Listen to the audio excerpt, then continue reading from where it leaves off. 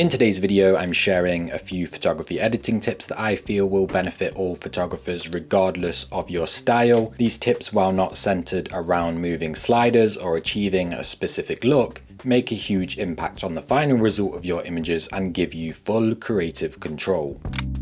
First, let's talk about the background color in which we choose to edit our photos on inside of any editing program. This might sound ridiculously simple, bear with me, because it can have a major impact on not only the time we spend editing, but also the result of our finished images when we display them in different places as well. Let's take a look at a couple of example images here in Lightroom, and I'll explain why this happens and why it's so important in a minute. But let's say I've finished editing this image, I'm happy with it, and I export it.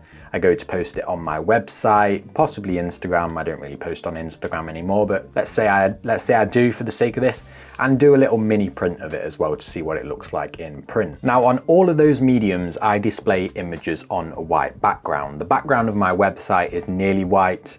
Instagram, if I was going to post on Instagram, I'd probably have a white background in there somewhere. And of course, if I'm doing a little test print, that's going to be on white paper. So the problem is, although I'm happy with this image and the way it looks on a gray background, let's swap that background to white, which is going to be the medium that I would display this photo on. We change the background to white, and now you can see that that sky bleeds into the white background, which is a look for me personally that I never really want with my images. So after having put it on my website or Instagram or printing it, I will have realized, oh, I've edited my sky far too white, although it looks great in the dark gray background and it looks normal to my eye there. I'd have to come back and make that adjustment, which is really annoying. So while the sky in this instance is pretty obvious that it's fading and bleeding into that white space, you'll notice as well, if we go back to a dark gray background and take a look at the boards down here and also the red in the doorway on the left hand side. Now, when I swap to a white background, that intensity of the boards in the bottom is going to increase and the red is going to appear a little bit duller than the gray. Let's swap back to gray background. You'll see it just looks that little bit more saturated and popped there. White background again, it kind of fades a little bit. So the reason this occurs is because of a phenomenon called simultaneous contrast. Basically, our eyes and our brain will perceive shadows, highlights, colors, basically everything that our eyes can see differently based on the tone that then surrounds it. So if we take a look at this little graphic on screen here, which I quickly whipped up in Photoshop, the square on the left-hand side appears to be much lighter of a gray than the gray on the right-hand side. But if we look at our histogram, while my cursor is over it, you'll see the RGB input is 34.5. Let's go over to this one, 34.5. It's going to be 100, 100, 100 on white and 0, 0, 0 on black. So these are actually the exact same shades of gray, but because of the color or the tone that is surrounding it, our eyes and brain perceive it differently. So having said all that, I would recommend editing on a background color inside any editing program that you use that you are most likely to display your images on. Like I say, my website is nearly exactly white for the background. I like white backgrounds when I'm posting on social media, white backgrounds when I show photos in YouTube videos, and if I print, it's on white paper. Therefore, it makes complete sense to me to actually master my image on a white background.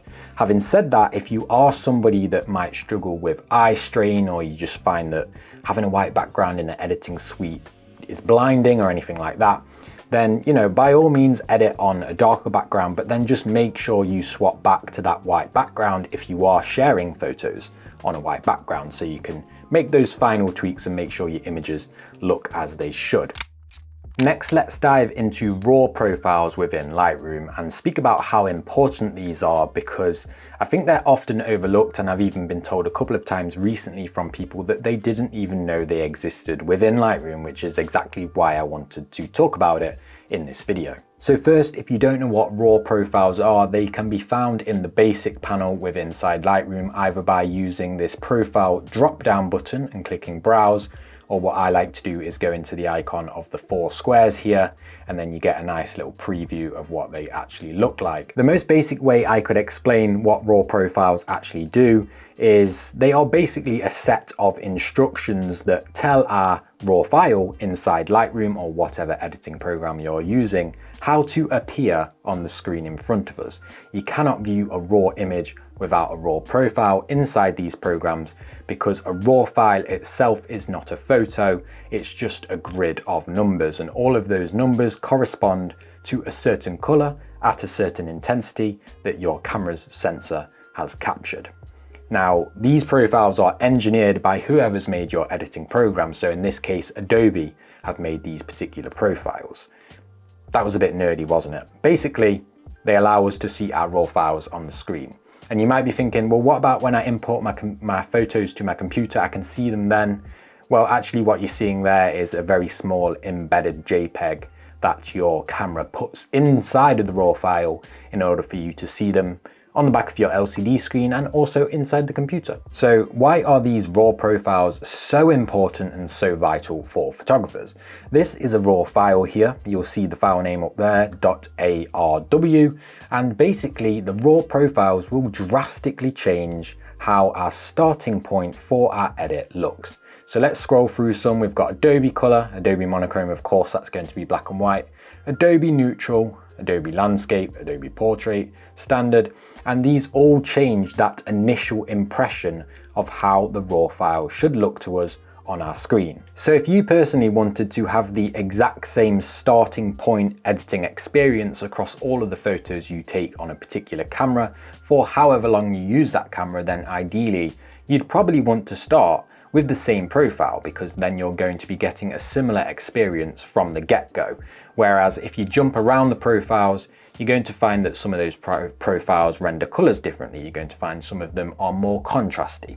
Some of them require way more editing than other profiles do, because some of the profiles are designed to give you a more pleasing result from the get-go than something like Adobe Neutral, which is typically an extremely flat profile. Now you might be sitting there and saying, well, I don't really want to mess around with all these different profiles that interpret colors differently and all of that business. I just want my raw files to look like they look like on the back of the LCD screen or through the viewfinder when I took the image. And if that's the case, if you want the closest possible match, you're going to want to use the camera matching profiles, which are under the raw profiles. So if we click into those, whatever's in there is going to correspond with the profiles within inside whatever camera you used to take the photo. So if you're using a Fujifilm camera, you're going to see all of Fujifilm's recipes in there, all the crazy Eternal ones and stuff like that. I shoot with Sony, so we've just got pretty basic profiles in here. And if I go with camera standard, that is going to be the closest possible match to if I was shooting standard raw files on my camera. And I say closest possible match because these are still engineered by Adobe, not Sony. If you wanted to use Sony's profile, which will be 100% accurate, you'd have to go and use Sony's actual raw processing program. But the difference is that minor that I don't think you need to worry about it. I'd say the Adobe ones are 99% correct, so we're all good. Okay, next up, I wanted to talk about the histogram a little bit and why blindly following the histogram could be at detriment to your actual personal vision and creative vision. And the histogram is a fantastic tool. This is not an ignore the histogram, it's stupid tip. It's play it by ear and don't forget to look at your actual image while you're editing tip, because I've done this before. I've been in a period of my photographic life, shall we say, where I used to stare up at the histogram and make edits and just watch the histogram and not actually look how it was affecting my photo. And the problem with that is people tend to associate clipping on the histogram as something that's really bad and you should never have clipping. And it can really play a great role in telling us when stuff are clipping and getting blown out or getting too dark. But all that really is, on the far left hand side when something's clipping, all that's telling you is that you've got pure black pixels. The same on the other side, it's telling you that you've got pure white pixels. So on this particular black and white shot here, I deliberately shot it somewhat underexposed in camera to get this heavy shadow. And you can see on the histogram here that my blacks are actually clipping. And if I was ignoring my creative vision for this image, I might come in and shift those blacks up and be like, yeah, sound, sorted, it's not clipping anymore. But as you can see now, some of this detail comes back into the floor and the image, and there's actually, I don't know if you'll be able to see it on screen, down here, there's a dog, right in that shadow down there. So I could be editing this, shift my blacks up to so they're not clipping anymore, and say, that's correct, that's technically correct. So if we bring that exposure back down to be clipping, from where it was before, and this might be where I want my image to actually look. I might want these pixels down here to be pure black, and that's perfectly fine. Therefore, ignoring the histogram in this case is actually a smart thing to do. If I click this little triangle here, you'll see the bits that are actually clipped, and you'll see down there that the dog is quite heavily clipped. When I edited this photo, I deliberately clipped the blacks so that no matter where this photo goes, that dog down there will appear as pure black and blend into the black space. So no one's ever going to know or see that, apart from everybody that's watching this video. Now, likewise, with the whites, if we zoom out a little bit, and we've got a white background here, so we'll be able to see the sky shifting to near pure white. So let's go ahead and bring the whites and highlights all the way up, and let's clip it. So I said previously, I would probably never do this. It's not particularly a look I like. But maybe you've got a range of photos that you're printing on white paper and you actually want to be somewhat graphic, monochrome artistic graphic images where the whites all fade into the whites, and you know, that could be a particular style. I know photographers that have done full projects like that, and it's fantastic. But if I was only listening to the histogram, so let's bring that back again, to not be clipping, that's when our actual bleeding of the sky into the white space, again, background color makes a difference here, that's when it disappears. So I could be just looking at the histogram and thinking, okay, that's actually correct now. That is the correct exposure, boom, save. And I haven't put any real personality into the image. I've just listened to an opinion of a data source. Long story short, what I'm saying is the histogram is a wonderful, beautiful, fantastic, powerful tool, but don't just blindly look at it and set your settings and your exposure and stuff to be at a place where the histogram says it's correct. Prioritize your personal vision for the photograph over the opinion of the histogram. All right, one last little tidbit in this video, and something that is actually an all-time favorite of mine in Lightroom. And I did mention this in a video maybe a year or so ago, and I still think it's so underused and utilized, and I don't really see it in any other videos. So I wanted to mention it again for anybody that might be watching one of my videos for the first time, or you've joined my channel since I've made that video and you've also never heard of this, and it's about the HSL tab, and I use this religiously on every single photo edit. So let's take this image that's got a lot of green and yellow and stuff in the frame, and by holding the Alt or Option key, depending on what kind of computer you are using, while moving these sliders around, you can actually completely separate the colors and see what your adjustment is doing. So let's move the green slider while we are holding the Option key, because I'm using an iMac, and there you can see the rest of the image has turned black and white. And as I increase that saturation all the way up, you're going to see the only areas that are being affected by that adjustment. Let's do the same now, but with yellows, and there you can see that the yellows are actually within those little ferns and bushes down there, and not so much actually in the leaves on the trees. And that's really, really handy. Let's do it with the blues, and what we'll hopefully see here is obviously some of that blue in the sky up there creeping in. So perhaps I wanted to give this hut here a huge pop of blue, and I did that, but then I noticed the sky there has actually got blue creeping through that looks a little bit ugly. I probably don't want that in my image.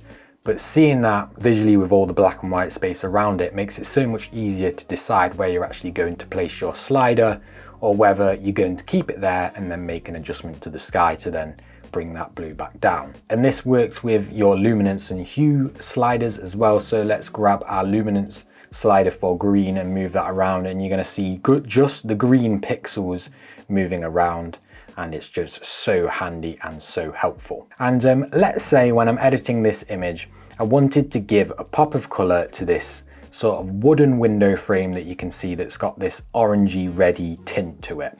So I could go in and I could boost my oranges. Boom, love it, nice, I've made that pop. And I've not really considered the other orange areas of the photograph. So let me reset that. And this time let's do it while we're holding down the Alt or Option key. And we can see it's actually singling out that guy's arm quite heavily. A little bit of the beach and the bench, of course, but I would never want to saturate somebody's arm that much. So this tool, or this way of adjusting your sliders, makes it so easy to see those finer details in your images that you might not want to destroy by just thinking about a bigger area or a bigger color.